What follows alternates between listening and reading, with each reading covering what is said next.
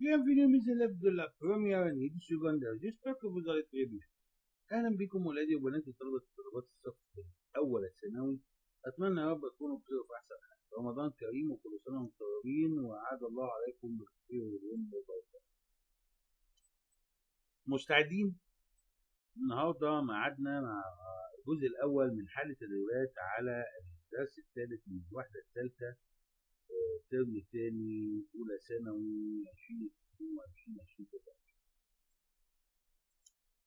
وزي ما احنا متعودين دايما بنبدا على جزئين. الجزء الاول بيبقى الكومبريهنسيون، ازاي بنحل الوثيقه والقطعه عليها اسئله والسيتواسيون. الجزء الثاني بيبقى شق الجرامير، وبعد كده وازاي احل سؤال المين والسوجي. طيب، عشان تحل السؤال او كل الاسئله او كل الاجزاء بتاعت الامتحان او اللي احنا خدناه، سواء قطعه او سيتواسيون اللي هي مواقف، حتى الجرامير او ازاي تحل الميل والكلام ده والسوجي وكده. عشان تعمل الكلام دوت لازم طبعا حد هيقول لي انا عدت الكلام ده كتير. طب انا هعيده كل مره لان كل مره بيبقى فيه زياده في المشاهدين وفي ناس اول مره تخش تشوف الفيديوهات، فلازم انوه على القصه دي. عشان تجاوب مظبوط يبقى لازم يكون عندك حصيله لغويه من معاني الكلمات، حصيله كبيره، يعني معاني الكلمات الوحده والدرس، ترم اول ترم تاني، الكلام دوت تراجع عليه، زائد الحصيله اللغويه في القواعد، ان انت تبقى فاهم القواعد و يعني ما تروحش منك. فاهم انت ازاي؟ طيب حصيله الكلمات تنفعني ازاي في القواعد؟ تنفعك طبعا لو انت ما فهمتش الجمله. في بعض القواعد مرتبطه بمعاني بالمعنى، وده اللي احنا هنشوفه. على العموم يلا بينا نبدا على بركه الله ونصلي على الرسول صلى الله عليه وسلم خاتم الانبياء والمرسلين. السؤال بيقول لي هنا لي سو دوكيومون وريبون او كيستيون. اجب على الاسئله، اقرا الوثيقه ثم اجب على الاسئله. زي ما انتم شايفين ده حوار ما بين سيلين ولوسي، يبقى القطعه هنا ديالوج. سيلين بتقول ايه؟ طون ليسي الي كومون، مدرستك بتكون عامله ازاي؟ ترد لوسي وتقول لها سيتي ليسي تري جران، دي مدرسه كبيره، فيها 30 كلاس، يوجد 30 فصل، انسيل اللي هي قاعة الطعام، ان سي دي اي اللي هي حجرة الوظائف المتعددة، ان جيمناس صالة العاب، ان جراند كور دو ريكري وحوش كبير للفسحة. سيلين بقى تسألها وتقول لها combien de cours tu as par jour، كم من الحصص لديك في اليوم؟ لوسي ترد وتقول لها cette cour est une récréation pour 60 minutes، قلت لها 7 حصص وفسحة لمدة 60 دقيقة. ده موضوع كبير قوي، مفيش حد خالص بياخد فسحة 60 دقيقة، بس يلا ما علينا، الكلام مش بيفرق. سيلين بقى بتقول لها quand tu vas au CDI امتى بتروحي حجرة الوسائط؟ ايه بوركوا وليه؟ ردت عليها لوسي وقالت لها pendant la récréation pour surfer sur internet.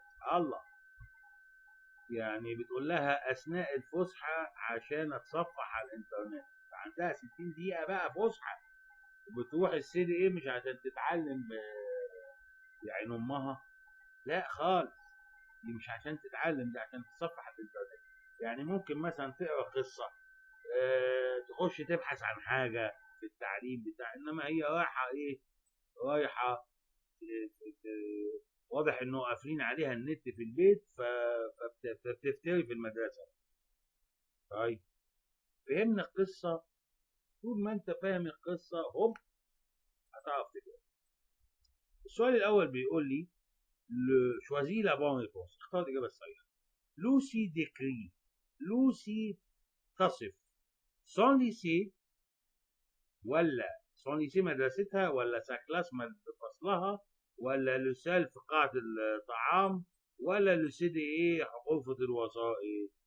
الموضوع هنا لوسي ديت ستان، يبقى هنا بتصف المدرسة يبقى مدرستها، لأنه قالت لها تونسي إيه كومون، فهنا تصف مدرستها. الإجابة رقم أ.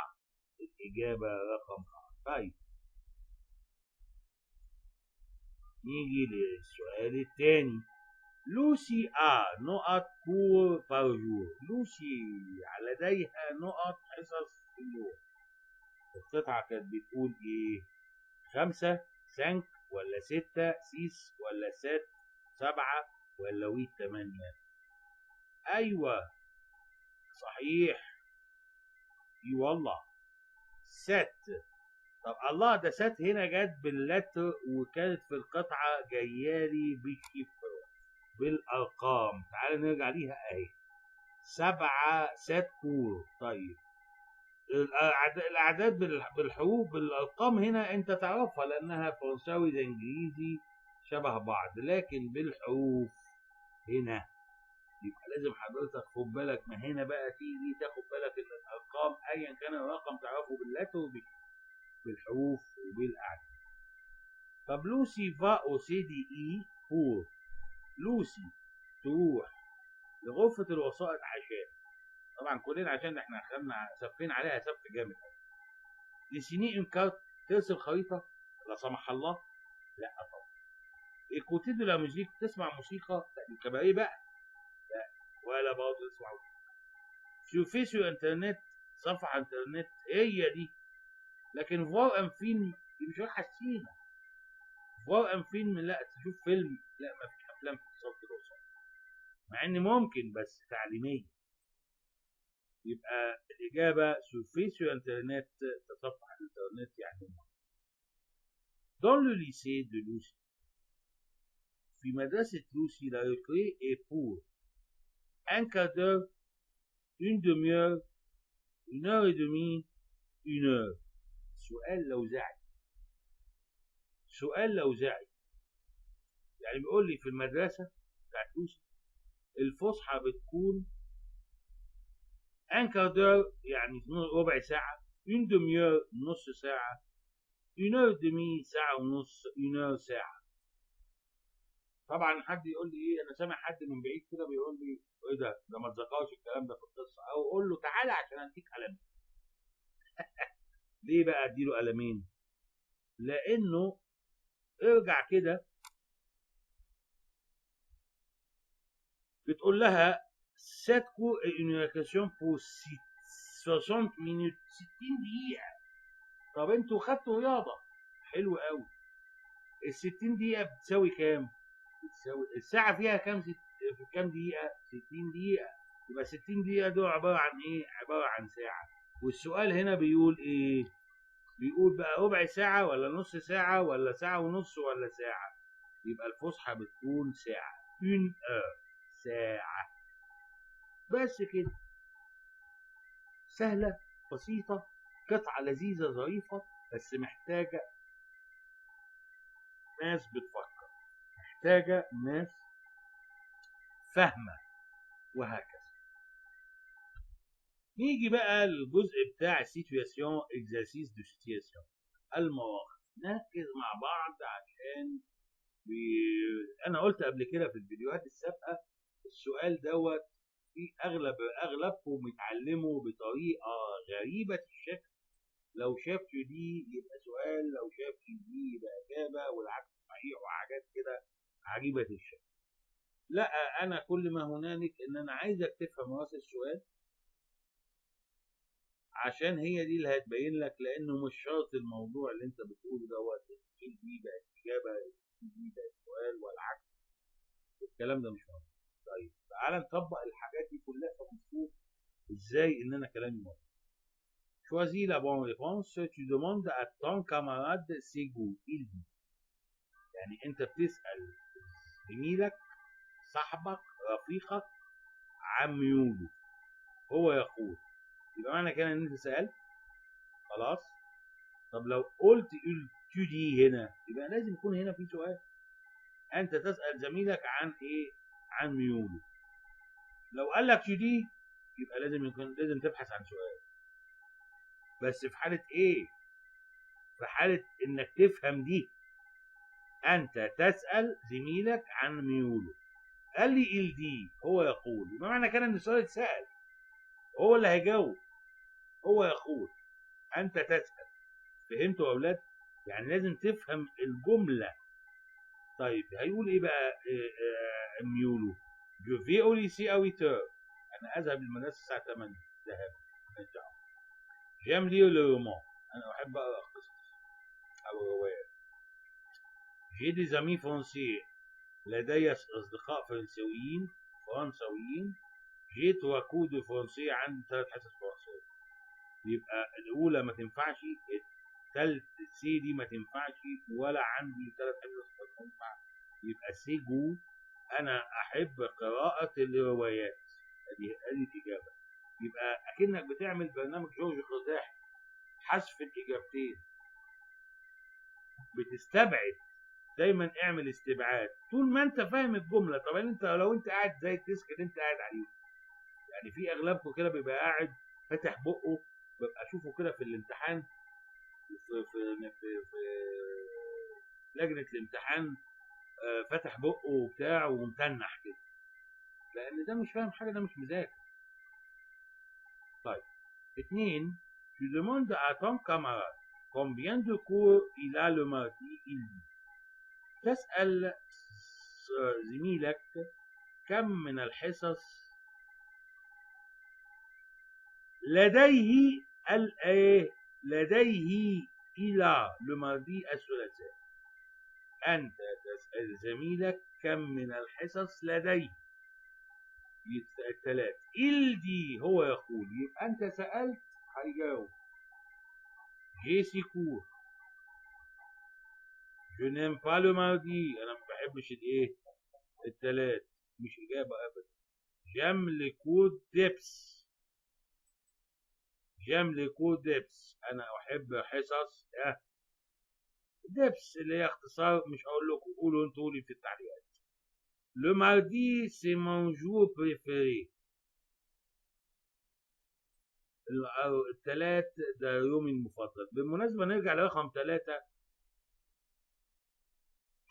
هتقول لي ايه؟ الله، هو انا دبس دي الله يعني ايه الموضوع؟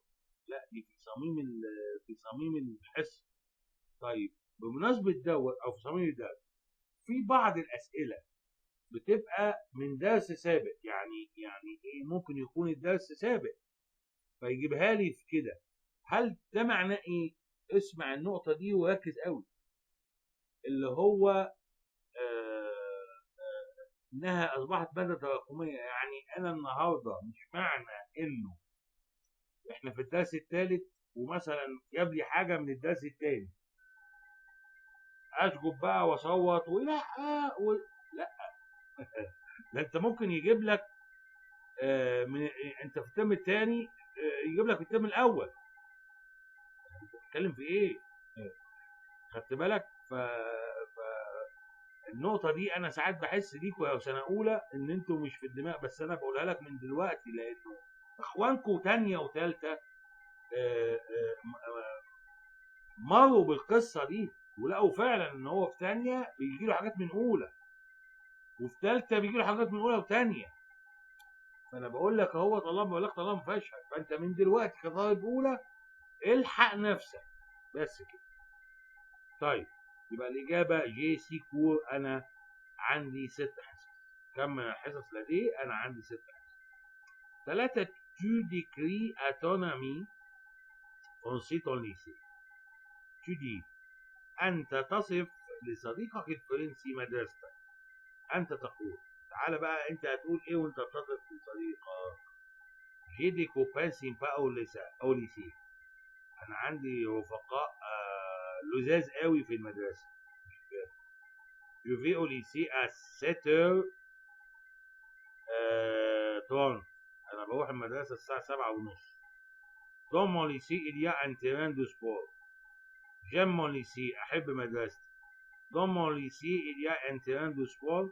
في مدرستي يوجد أرض أرض ملعب رياضية. أرض ملعب. ماشي، أرض ملعب. يبقى أنت تصف لصديقك الفرنسي مدرستك. أول واحدة ما تنفعش. أنا عندي رفقاء لزاز في المدرسة. بروح المدرسة 7:30. بحب المدرسة. كل ده مش وصف المدرسة. إنما وصف المدرسة رقم سي ضم لسي اللي هي أنت رانت سبور. عندي أرض ملعب. طيب اللي بعده رقم 4. Tu demandes à ton copain de décrire le CDI. Il dit. طلبت أو سألت زميلك بوصف غرفة الوسائط. هو قال يبقى انت طلبت منه يصف غرفة الوسائط. راح هو قال لي ايه؟ il dit. J'aime le CDI. أنا بحب لا تجوز. Il y a des atlas et des dictionnaires. Dans mon lycée, il y a un CDI. Je vais au CDI le lundi. طب تعالى نترجم. أنا أحب الCDI غرفة الوسائط. يوجد أطلس وقواميس. في مدرستي يوجد غرفة وسائط. أذهب إلى غرفة الوسائط يوم الاثنين. طيب لا أول واحدة تمشي ولا ثالث واحدة تمشي ولا رابع واحدة تمشي. الإجابة يوجد أطلس والديكشنري. هو ده الوصف. طيب tu demandes à ton copain de quoi on a besoin pour dessiner la carte de la France. Il dit.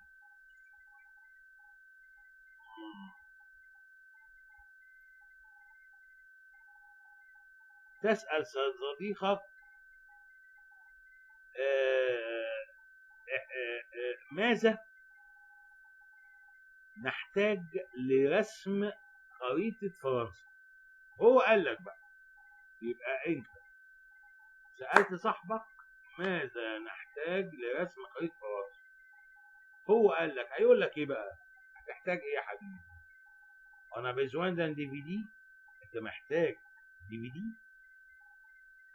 ولا انت محتاج d'un atlas كتاب اطلس ولا احنا محتاجين بون ديسيني قصص مصوره ولا محتاجين ديكسيونير قاموس؟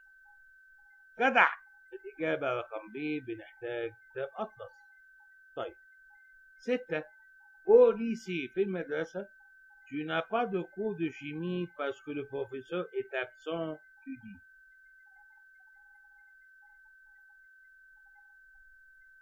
انت في المدرسة ما عندكش حصة كيمياء لأن المدرس بيكون غايب. أنت تقول je vais au CDI ولا je vais au cinéma ولا je vais au club ولا j'ai la chimie. j'aime la chimie. هروح غرفة الوسائط ولا هروح السينما ولا هروح النادي ولا أنا بحب الكيمياء.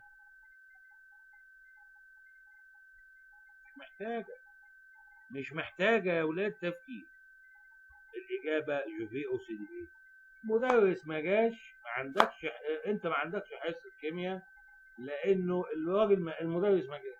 فانت بتقول سوف انا اذهب الى غرفة الوسائط. لا هتقول انا اروح السينما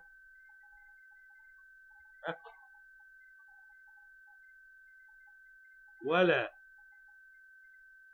انا بحب الكيمياء. يعني مش هتبقى مناسبة. الوحيدة اللي هو انا اذهب الى غرفة السينما.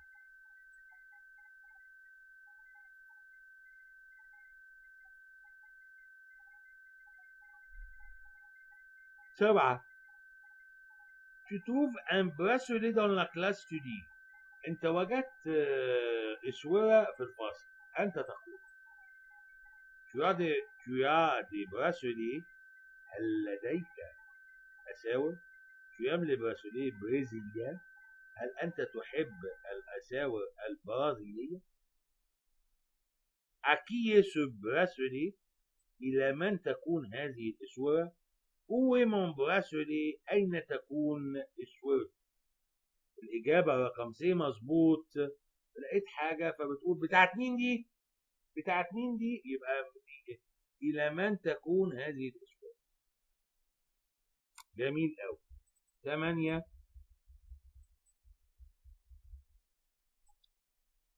Tu expliques à ton petit frère ce que tu fais au CDI. Tu dis انت بتشرح لاخوك الصغير اللي بتعمله في غرفه الوظائف، فبتقول له je prends un repas، بتناول وجبه. لا يا سلام. je fais des recherches en ligne، بعمل تصفح اونلاين. je fais une maquette d'avion، بعمل ماكيت طياره. j'étudie la matière scolaire، بدرس المواد الدراسيه. يبقى انت لما بتقول انت بتشرح اللي بتعمله في غرفه الوظائف لاخوك، بتقول je fais des recherches en ligne، ان انا بعمل ابحاث اونلاين. اجابه رقم ب.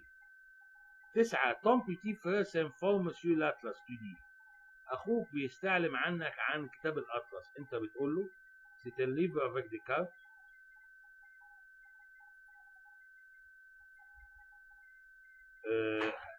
ده كتاب في خرايط. livre avec des vignettes، ولا c'est un livre avec des définitions، ولا c'est une bande dessinée. انهي فيهم؟ طبعا الاجابه واضحه جدا، لا هو ديفينيسيون ولا بنات ولا بوند. يبقى لما بيستعلمك عن كتاب اطلس، ده كتاب فيه خرايط، ما فيهوش حاجه ثانيه.